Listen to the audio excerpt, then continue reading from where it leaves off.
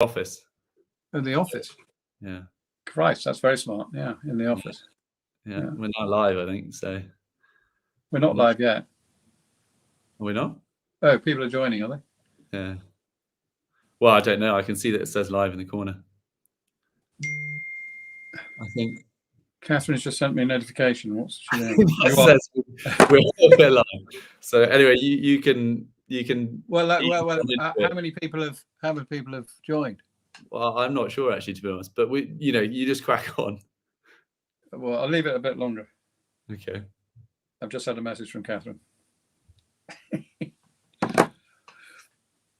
I'm not sure. Yeah, we are live, but I can't see anybody. Anyway, but that's 8:02. Sorry, 6:02. Okay. All right.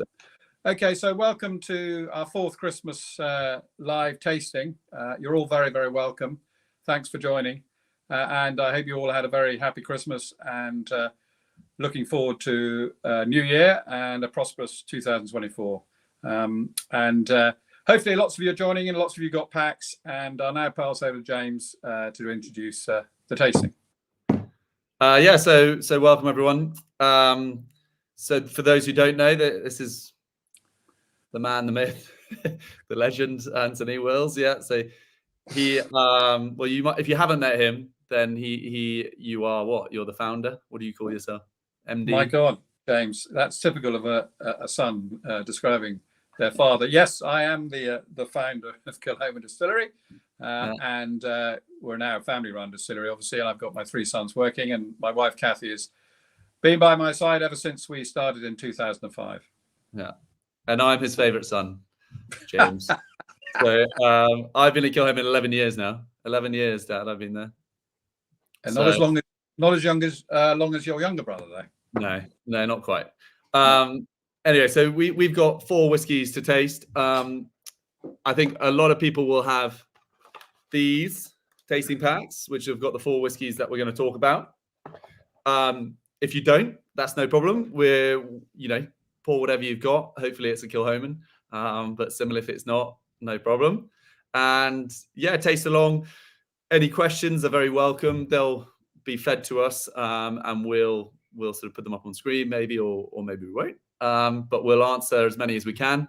Share any tasting notes that you have of these whiskies or any others.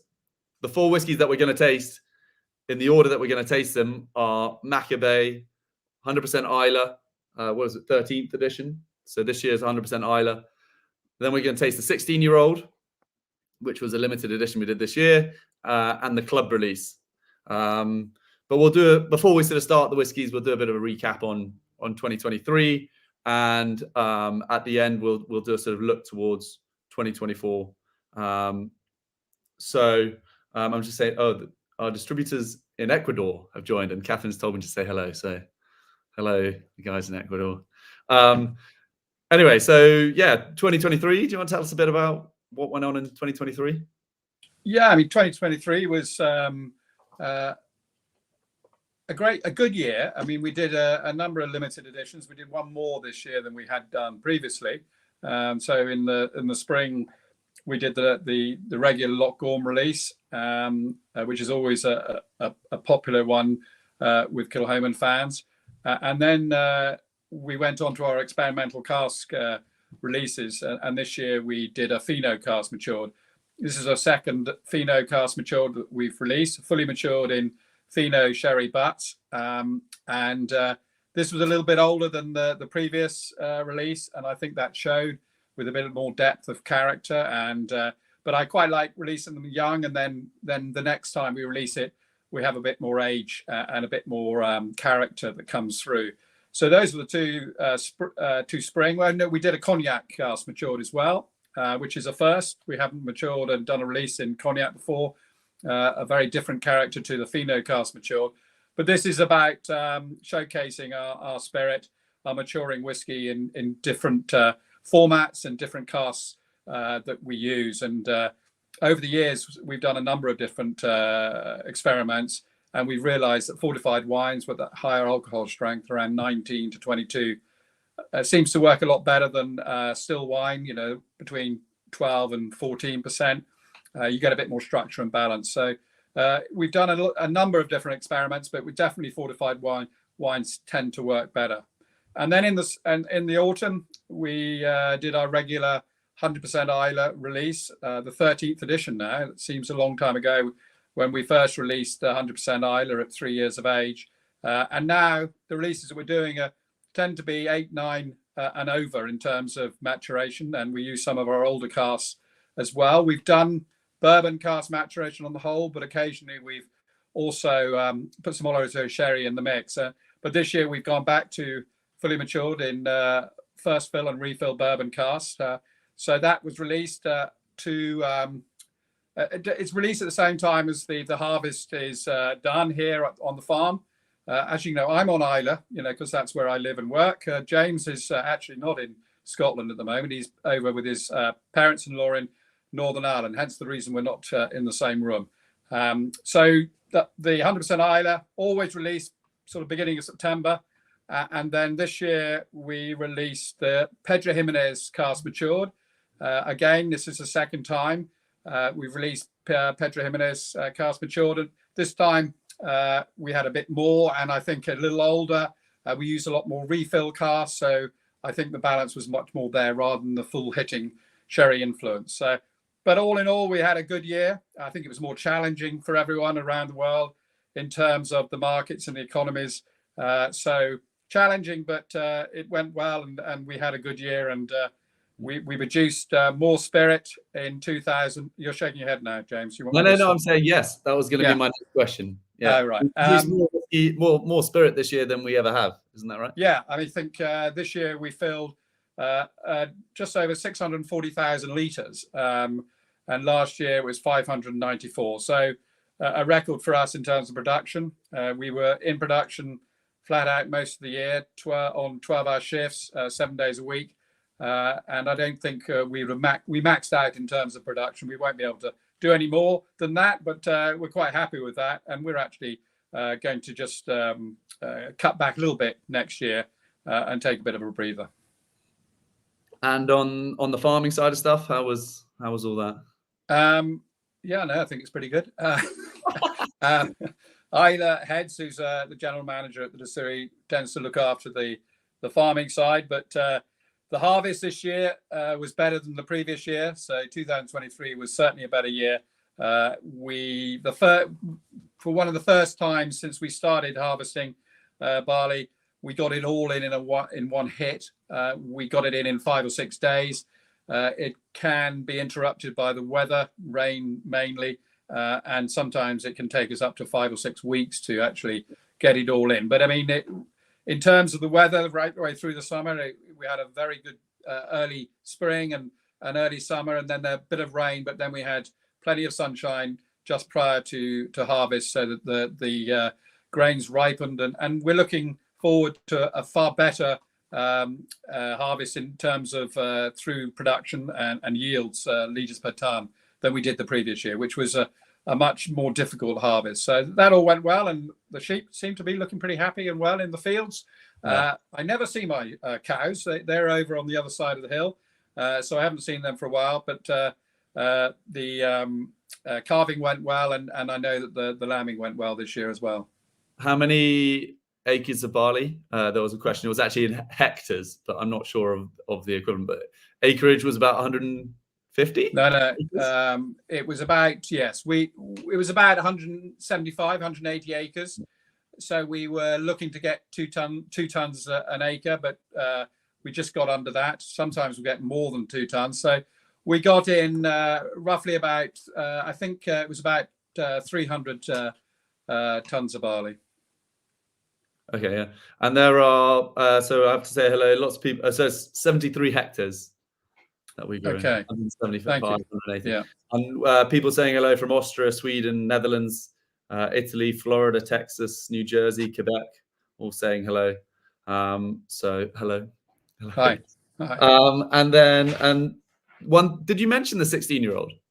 No, I haven't. Oh, no, I didn't mention the 16-year-old. No. I mean, clearly the highlight of 2023 was the limited edition release of our 16-year-old. I mean, it's very special to be able to release something of that age for us. I mean, we are 18 years of age in terms of when we started, but to be able to put out an age statement whiskey, okay, it was very limited, only 5,000 bottles worldwide. It for us who involved in the distillery, it was a landmark. It was a special moment for us to release something of this age. So we're tasting that in the tasting tonight, and I'd love to hear all your comments as well.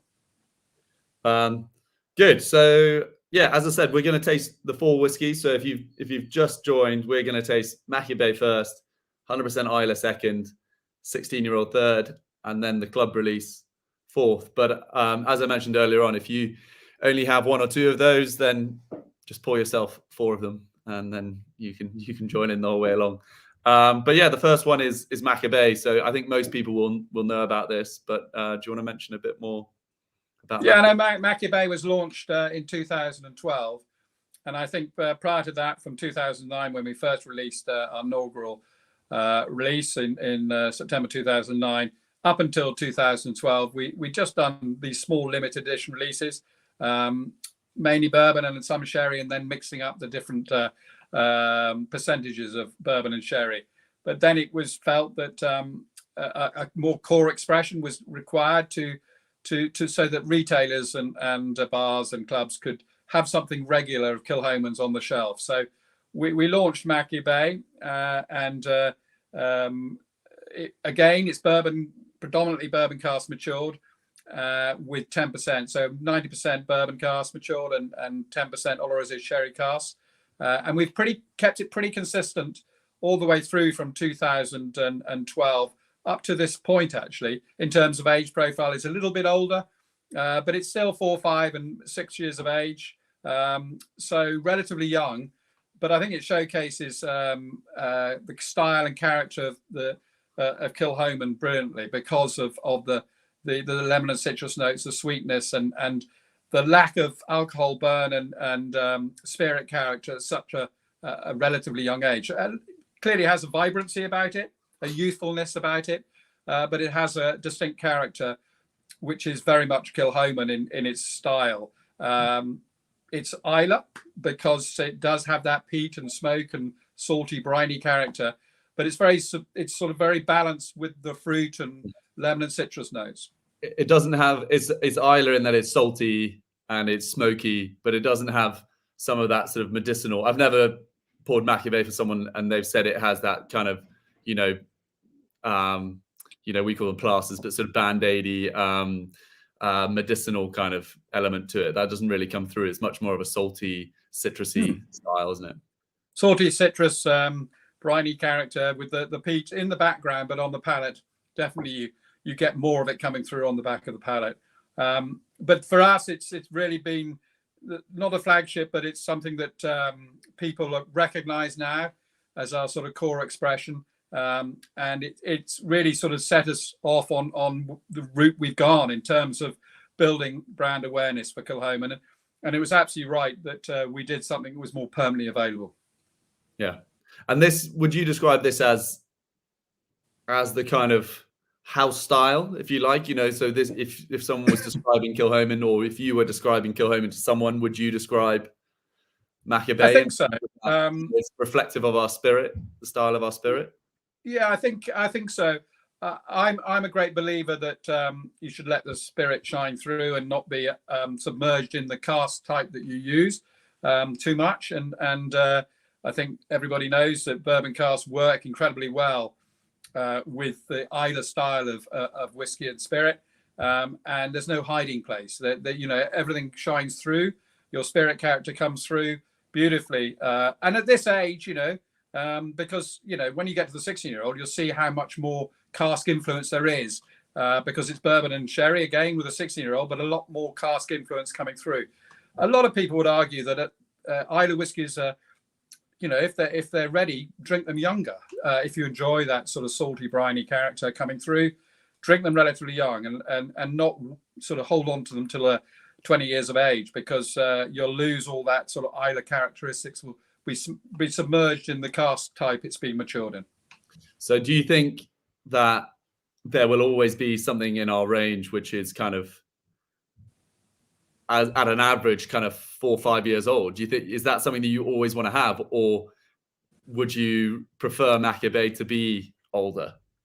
Well, that's an interesting point, because I think in many ways people have embraced Machir Bay at this age. Yes, you can take it out a bit further, and you remember when we did the vintage range, 2006 up to 9, we were looking to increase the maturation of those vintages. The vintages didn't quite catch on in the way that we hoped they would, but some ways I believe that we've been fortunate that our spirit character straight off the still has this wonderful sweet rounded character, and then putting it into good quality wood has matured it relatively quickly.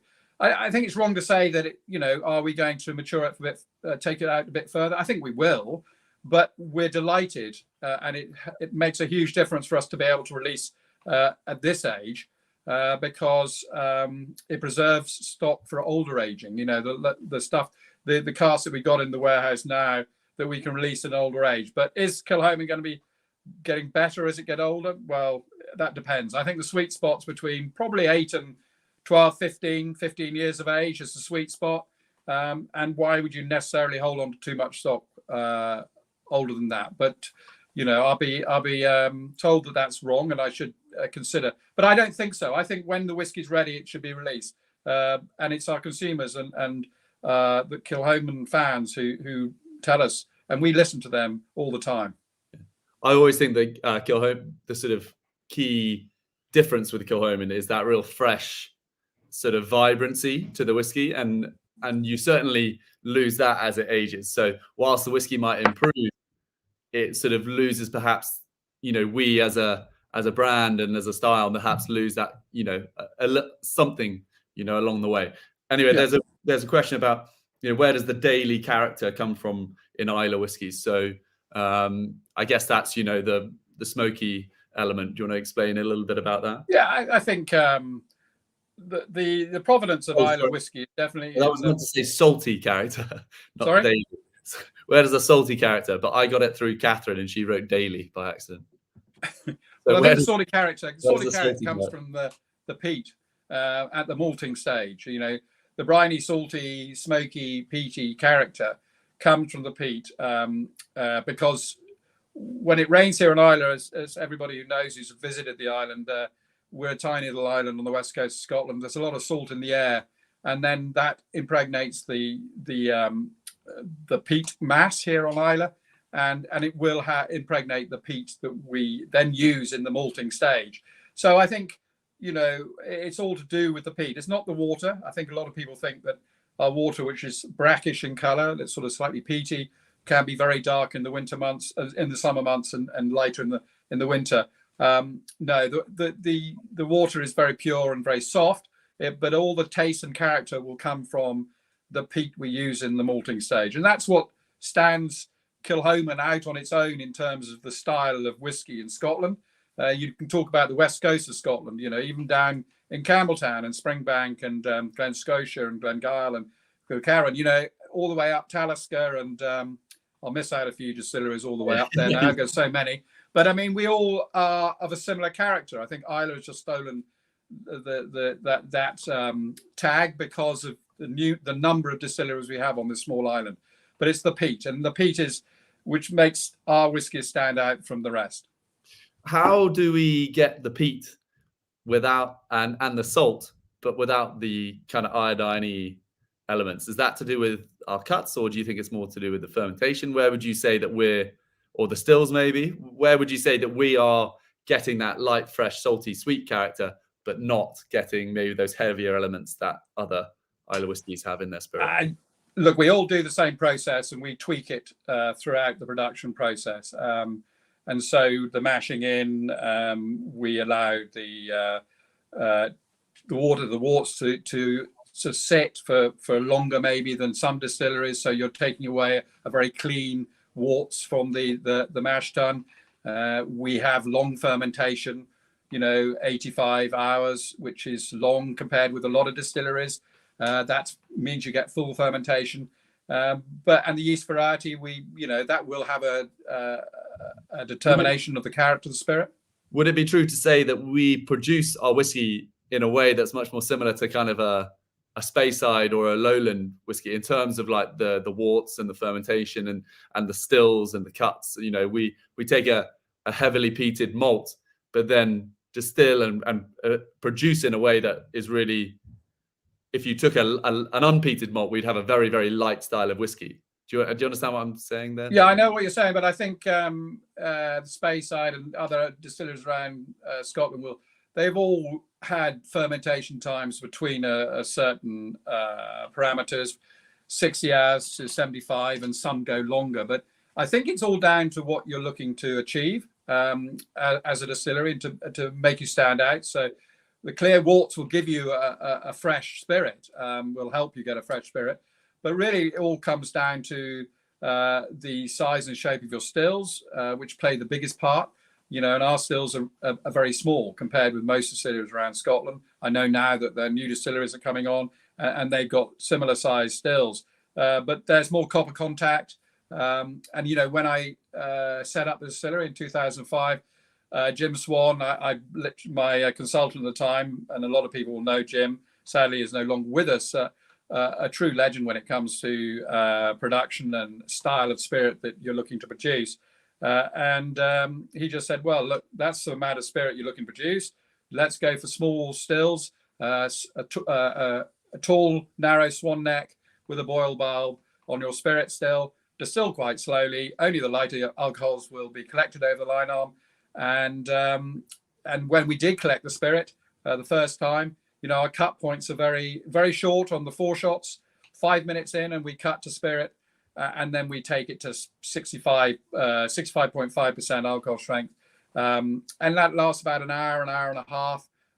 Quite a short cut point. But, you know, the spirit, what we want to do is produce this light, fruity spirit. We don't want a coarse, sort of maybe fainty, harsh spirit. And some distilleries, you know, everyone does it differently. And I think, because we were looking to release malt at a relatively young age, that was always the idea. Jim designed the stills and all the production processes throughout to have this wonderfully floral, sweet, clean spirit. And by God, he was right, because that's exactly what we produced. And then it was down to wood policy, wood management. And again, that's about not cutting corners and buying the best quality wood you can lay your hands on, and mainly first fill. And he was a great advocate of ex-bourbon and ex-sherry, being a traditional guy he was. And then when I talked about experimental cask types, he wasn't quite so keen on that. But he understood that maybe our spirit character would lend itself to be matured in different cask types. And that has allowed us to experiment hugely. And it's been really good fun to do that and showcase our spirit in different formats. So, but bourbon and sherry will always form the backbone of our maturation. So I always will say, you know, the still shapes will play the biggest part, but a lot of the other processes will play their individual part. But at the end, it's down to the size and shape of your stills, your cut points, and fermentation times also play a part. So, you know, narrowed it down there. Well, I've narrowed it down, right down to all the different parts, because I think they all do play a part. But it's interesting that yeast variety will also play a part, and we haven't changed a lot. We experiment with different yeast varieties, but not hugely, because we know one works particularly well, the press yeast that we use for Maori. And you know, every distiller would tell you that, you know, if it's working well, don't change too much. Just stick to the routine. And produce a consistent style and character of spirit, and let the wood go to work, and that's what we tend to do. Though we like changing it up a bit and doing some experiments as well. Okay, a couple of questions here. So first one, will we release more Machir Bay cask strength? Keep these as brief as you can, if you don't mind. You know, not yes. Enjoy your 10-minute answers, but you know, we're on the clock. Okay, well, I was told before we started this that I shouldn't ramble on too much. So obviously I have rambled on too much. Yeah, that's your first warning. Now, so I'm going to give you a very short answer. The idea is yes to do more cask strength releases, because it's something I'm hugely passionate about and believe is the best way. And Machir Bay cask strength in particular? Well, you can tell me that because you decided. Yeah, I mean, yeah, it works really well. So yeah, I mean, Yeah. there will be things announced early next year about something that's going to be added on a more continuous basis. But yeah, we will be doing Machir Bay cask strength specifically as a specific product again in the future. It works really, really well. No, and I think everyone appreciates how much better it is at the full strength, because it can take it at that strength. Our spirit can take it at that strength. Yeah. And then there's a couple of questions, slightly contentious topic, but the Port Ellen maltings and kind of the situation there. Do you want to kind of talk people through that briefly? Briefly, very briefly. And also what we're doing as a result and stuff. Yes, I think everyone's aware. Diageo announced that they weren't going to supply any third-party distilleries on Islay going forward about a year and a half ago. That was for their own reasons, and therefore, and they didn't give us a lot of warning either about it. So, yeah, we've had to, in the interim, look to buy our malt from the mainland, like all the other distilleries at Islay, apart from Kilchoman, Lagavulin, and Port Ellen obviously is going to start fairly soon, I think in 2024. But everyone else has had to look elsewhere, which has been a huge problem logistically for everybody. But we're looking at our own maltings, commercial maltings. We've put in for planning for that, and we'll see how things develop. But it will obviously make a lot more sense if we were able to use a malting company on Islay rather than go to the mainland. I think that is what we all believe, and hopefully something could be resolved in the near future. And in the meantime, we have been supplying peat to the mainland malters that we've been buying from. Yeah, so I think that's the important part of what we want to make sure is that the peat comes from Islay, because it's very different from mainland peat. So yes, we send peat to the commercial maltings that we use on the mainland at the moment.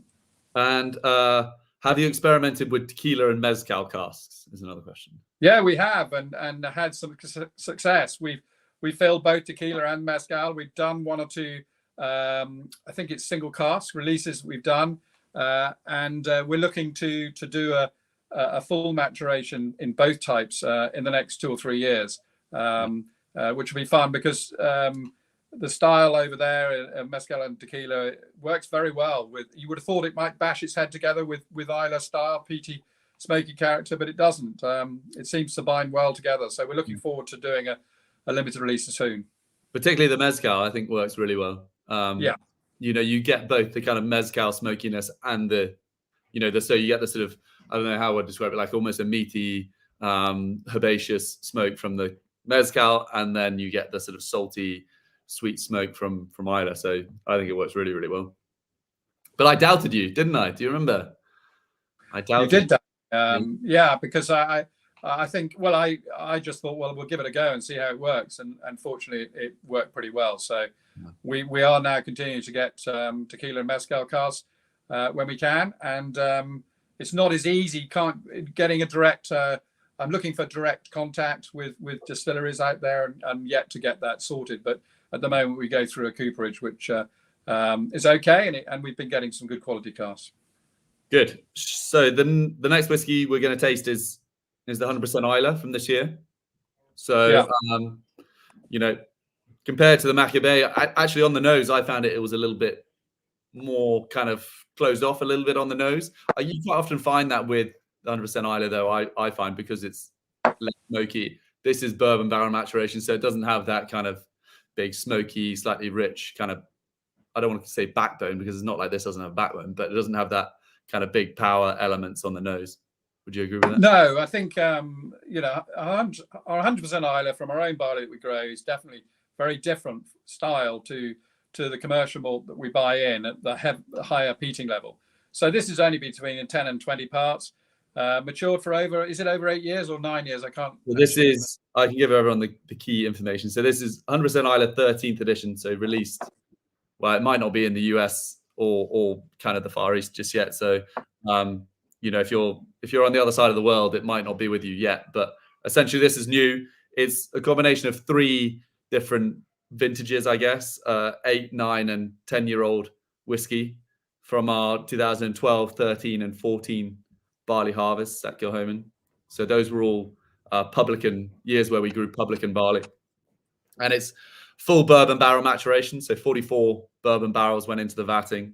37 of them were fresh and 7 were refills.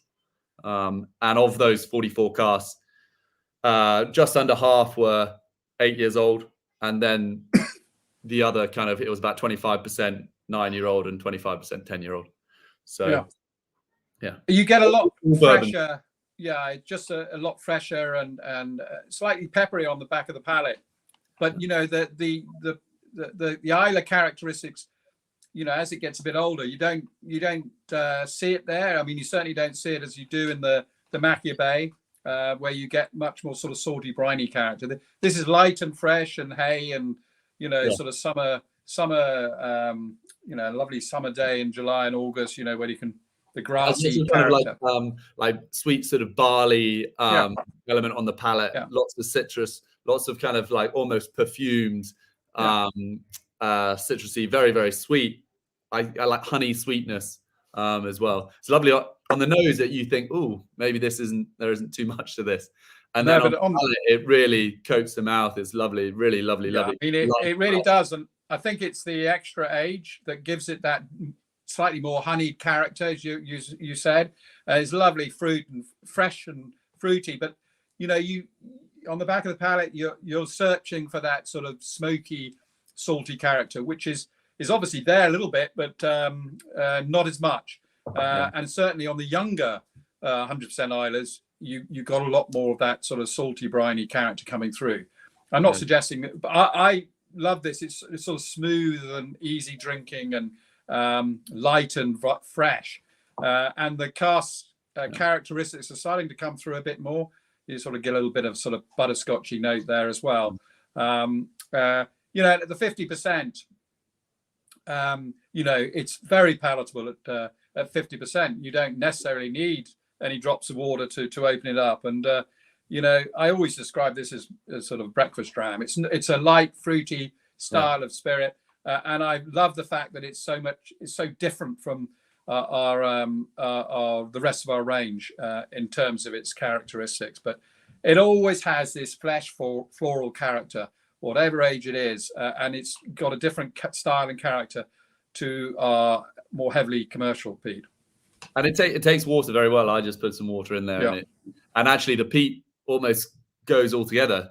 Sometimes I often find with the 50 ppm heavily peated Machir Bay or Sane, often when you add water, the sort of earthiness, earthiness and peatiness, the sort of fire, embery kind of smoke kind of comes through more. But actually with this, there's almost no peat once you add water. Yeah. So I mean, look, the 100% Islay, to anybody who's involved in the distillery, it's very, very special what we do. You know, controlling every aspect of it right the way through, from deciding which barley variety we're going to use, right the way through to actually putting it in a bottle, sending it around the world. You know, it's like a single farm, single malt whiskey, which is very unusual, and we're proud as punch that we're doing the whole process on site, and that was what it was all about. Kilchoman was trying to showcase that, and it's a shame that we don't do more, and we're going to bring more of our fields into production. We're putting an extension onto our malt floor so we can process more in the coming years, because it would be nice to be able to share more of the 100% Islay with people around the world. And what was your, you know, we discussed this before, but what's your, we mentioned the barley variety on the packaging, and you know, we obviously feel it's important to grow our own barley ourselves and do that whole piece. What's your take on the whole barley variety influencing flavor and the sort of terroir discussions and stuff? What's your take? I mean, I think look, I'm aware of the terroir argument, and that's been around. Our neighbours have done that for a number of years. I think I tend to go with the barley variety. Does have an influence on the character of the spirit, and we've trialed different barley varieties in the same field, and then put them through the stills. same process, same yeast variety, right way through, same cut points. And when you taste the spirit from the two different barley varieties, they do taste differently. Not a massive difference, but there's enough difference. I think what then people have to realize is then you put it in a cask, and that difference will narrow right down over time. So we're of the opinion that it's not the ground that the barley is sown in, it's more the variety of barley that we use will play a part. But all these barley varieties have a sort of similarity about them, but there will be, each one will have its own little nuance and difference. I remember we grew Laureate one year, and it was very, very malty, and I think Concerto was a particularly kind of floral style. I don't remember Publican being sort of Publican worked well. I think it didn't have quite the same floral character. Concerto, I think, was a little bit sweeter on the spirit than and then we've moved on, because all these barley varieties do have a lifespan, and then you have to move on to the next available ones. So Sassy is now one that we've been now using for about 3 years, and we're now using that as our main variety, and then Planet we also planted some Planet last year, and we're going to plant a bit more of that this coming year. So things move on. It's like everything; they only have a lifespan, and then you move on to the next one. Good. And there's a quick question here. So before we taste the 16-year-old, there's a question about the rise of American craft distilling. So has the rise of American craft distilling made it more difficult to source casks from the US? No, very good question, because I think it's not only the rise of the craft distilleries in America, but it's the rise of spirit production all around the world that also requires ex-bourbon barrels for maturation, and it's put huge pressure on the supply of ex-bourbon barrels. And right at the moment, it's quite challenging, but we're getting through okay. But we have to accept there's allocations out there for ex-bourbon barrels, and might well be in place for the next year or so. And we'll see how we go. And I think actually, a lot of the new distillers here in the UK, England and Scotland, are tending to go away and look at ex-wine casks now. And these shave toasted and recharred casks are something that others are now tending to use. We know our spirit works so well in ex-bourbon, so we want to continue using ex-bourbon. And I know that a lot of other people are tending to go away from those. And more, it'd be helpful if more people went away from using ex-bourbons, and then we could get exactly what we wanted. But at the moment, it's challenging, and everybody's finding that. However big or small you are, you're getting an allocation of first fill bourbons, and we're refilling everything we've got at the moment, which we didn't prior to. We filled mainly first fill, so we'd have to ride out this issue for a year or so and see where we go. Yeah. Good. So I poured myself a 16-year-old. Yeah. So I can give people the key information, and then you can maybe talk a bit about it. So the 16-year-old was released essentially, within the last month or so, and it is a vatting of 21 casks, all over 16 years old. 20 of them were bourbon barrels. And then there was one Oloroso sherry butt in the vatting as well. So the majority of this vatting is bourbon, and then there's a bit of sherry. It's almost the 16-year-old version of Machir Bay in terms of the makeup of the vatting, but it is very rich. I mean, you taste it very, very rich.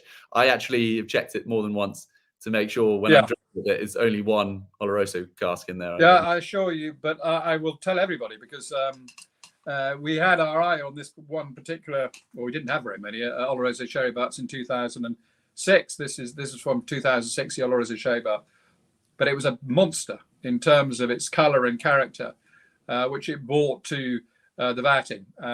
But I wanted to use it because I just liked the style of it. It did.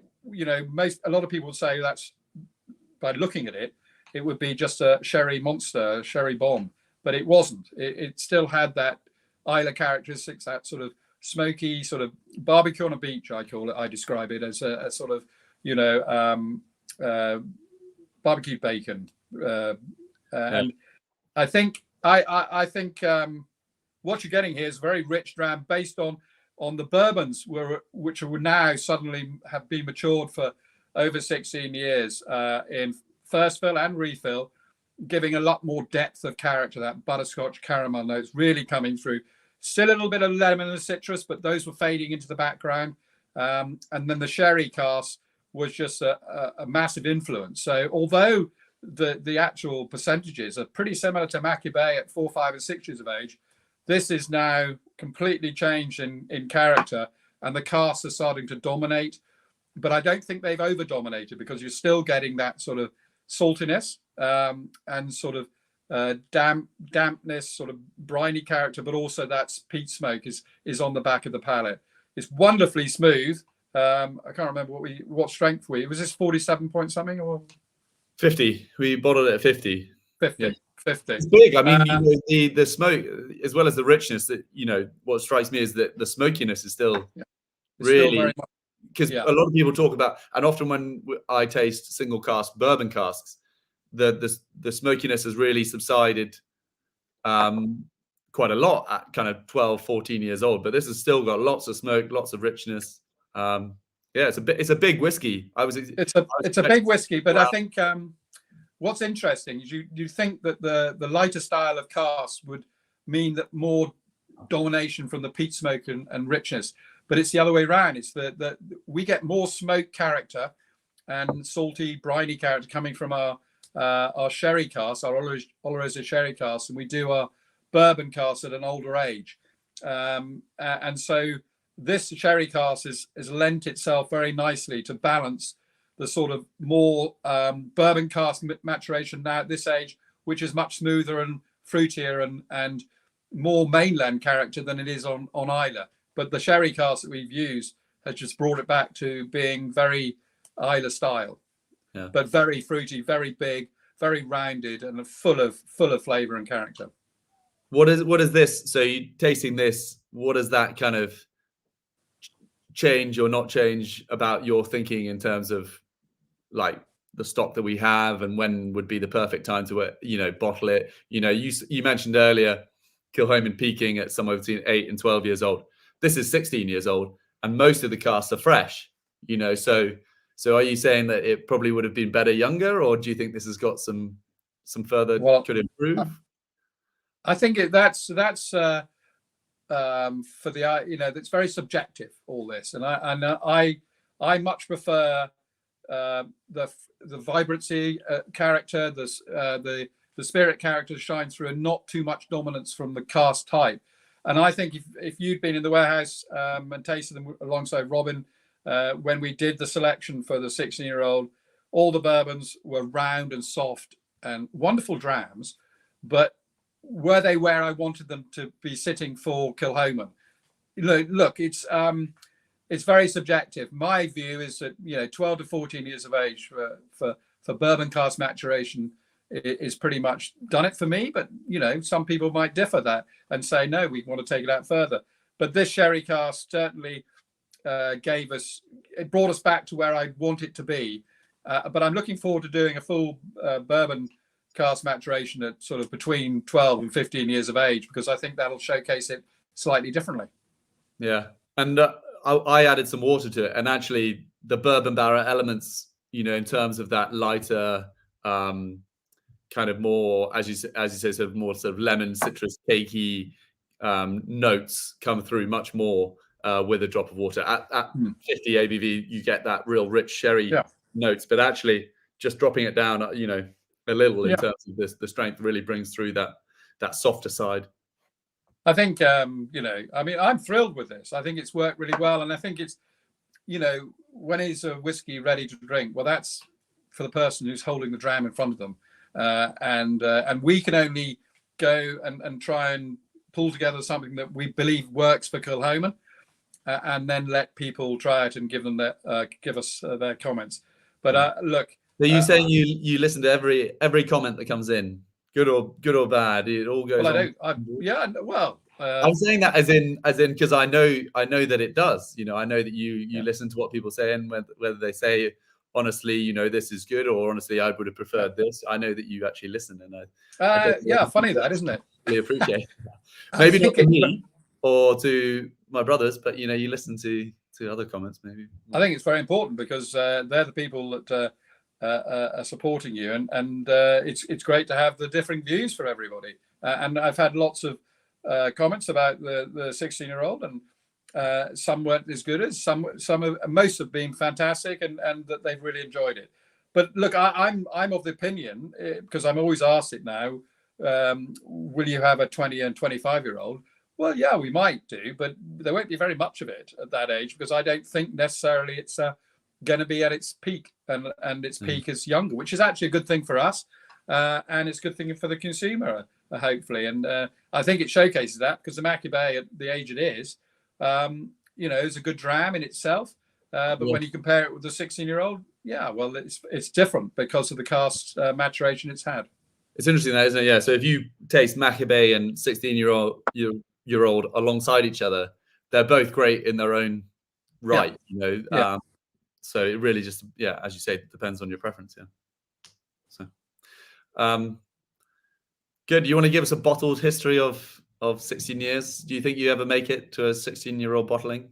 Were there points where you thought, got this, I'm going back to the mainland and to enjoy a bottle of wine and whiskey, forget about whiskey? Was there ever a time you thought that? What, that we weren't going to get there? I say it to sort of show people that it's not been a smooth journey to this point. It's been fairly smooth the last 10 years, but maybe the preceding 8 years was a bit rougher. No, I mean, those who've have known me since we started and been to the distillery since we started will know the issues we've had, and I took a risk, and for 4 or 5 years was pretty hellish in terms of funding and seeing if we were going to get through to a release in 2009, and we've been very fortunate in the response we've had, and in the last 10 years, as you rightly say, 10 or 12 years, it's been great fun. We've enjoyed taking Kilchoman to all parts of the world, and we've enjoyed sharing drams and stories with people. And I think what I, you say to me, I listen to people. Well, I think when I first launched Kilchoman, and I went around the world with my new make spirit to whiskey fairs and chatted to people, most people in the industry thought I was completely bloody bonkers and mad to do that. But that's actually set us up to where we've got now, because as soon as we released our first single malt, people had tried the new make spirit and have followed the journey, because I think it's very unusual to be able to follow a journey of a distillery from inception right the way through to now 18 years of age, because there weren't distilleries that had been built. Arran was the first new distillery before us, and that was in 95. And of course, now there's loads of distilleries now that people can follow through from new make. But when we started, we were the first of the new wave, and I'm glad we started when we did. Yeah. You're a visionary, eh? Thank you very much. That's very kind of you. Right, so the club release is the one we're going to finish on. So for those who maybe aren't so familiar with the name, the club release. So we have a club. We named it a long time ago. It's not the most imaginative name, but we have a club which is essentially just a free to join newsletter. Essentially, we send out newsletters about new releases, and you get discounts at the distillery and also online and things like that. It's very easy to sign up. You just go to the website, and you join the club. Is in the top right hand corner, and you just sign up with your email address and your name, and you'll get 5 or 6 emails a year. But then the sort of thing that we do for the club members is the main thing that we do is the club release. So it's normally about 500 to 700 bottles that we release once a year, normally around the end of November. And this year we did we bottled two 2016 casks that were matured initially in a bourbon barrel. and then we finish them for 14 months in a Blanc de Blanc wine cask to finish them for, as I said, just over a year. And we bottled this at 54% ABV, which was the 54.1, which is the natural cask strength. So those who don't know or maybe aren't so familiar with wine, or maybe you could just explain Blanc de Blanc. Yeah. These are champagne casks. But we aren't allowed to call them that on any of our marketing material, or certainly not on the label. So Blanc de Blanc is a familiar term for champagne, and I was offered these casks, and I didn't know if they were going to work or not, and I took them, about 50 of these barriques, and they've been used to age champagne in for a little bit, and we've finished some in ex-bourbon. So this is something we do with some of our wine casks that we release. So Sauterne and Pinot de Charente and Muscatel and other wine types, the lower ABV, because I think it works a little bit better, and champagne is the same. So we age these, so this is 2016, so it's 7 years of age. Well, 7 years of age, is that right, James? And 14 months of those 7 years, they've been decanted into these champagne Blanc de Blanc casks. And if we'd called it champagne on the label, well, we've been in serious trouble with the champagne authorities. So hopefully they're not watching this then. Yeah, but well, yeah, okay. I'll turn my phone off, I think. No. But I get this sort of, I suppose because I know they're ex-champagne casks, you get this sort of biscuity character, sort of fresh, sort of biscuity, malty character that is coming through after 14 months of aging. So light and fruity and zesty, and even at that 54.1% alcohol strength, it's perfectly approachable at that strength. A few drops of water will just open it up a bit more. And I think this is where we are hugely fortunate, is our spirit character tends to when you even taste our spirit off the still at 70, 75 or 76%, you can taste it and not feel as though you're getting a hit by alcohol burn and the spirit character. And this is transferred into the casks that we've aged and released as either cask strength, single cask mainly. And for I think everybody who knows me well enough knows that single casks to me are the top notch. They're the ones that really shine through as something that shows off the distillery characteristics so well. At that full strength, no dilution, and not taking away some of the character that you're going to lose. So this is why we're going to do a limited, do a more sort of cask strength as part of our core range going forward, because it's something that we've wanted to do for a while, but we haven't been able to. But I think this just showcases Kilchoman in a slightly different light, and this is what all these experimental cask types do.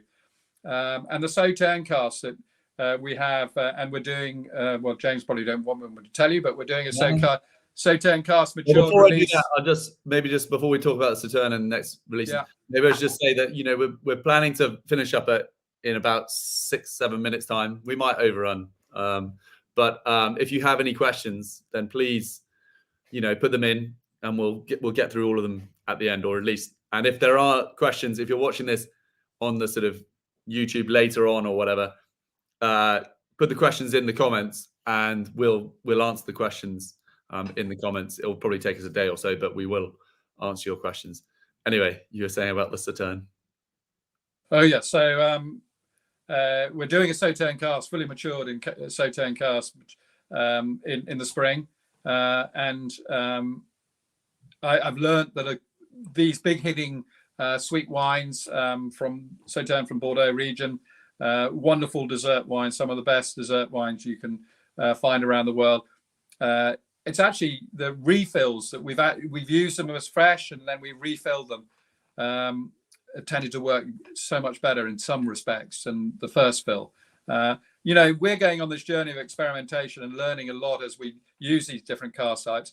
And I think that's why a lot of distilleries tend to stick with bourbon and sherry, because they know how they work and they don't have to worry about going back into the warehouse and tasting them all the time. Whereas with these experimental cask types, we do need to go and taste them fairly regularly. And fortunately, I've got a great guy at the distillery, Robin Bignell, who helps me look after all these casks. And he's getting, well, he knows, he's got an exciting big knowledge of where everything is in the warehouse, which is quite handy. But also he's getting very knowledgeable about the style and characteristics of our different maturing whiskies. So, I mean, I think this Blanc de Blanc is a wonderful dram and really showcases Kilchoman in a different light. And I hope you've enjoyed it this evening. Yeah, and so what else are we planning next year? You told me that we were going to do a Sauterne, and then in the autumn do a white port, and then Peter, my brother, he said that no, we're not doing that anymore. We're doing something different. Yeah, we're doing something different now. We're doing a port cask matured in a regular red port. I don't know if that's the right expression. Tawny and ruby port put together for the autumn. Robin reminded me that we had some casks from 2014 and refill ruby port casks, and my God, they're good at now 10 years of age. So we're going to do that. We're doing obviously this batch strength. I mean, I'm allowed to talk about that, aren't I? Am I allowed to talk about that? Yeah, sure. Yeah. So we're doing a batch strength. We're calling it batch strength.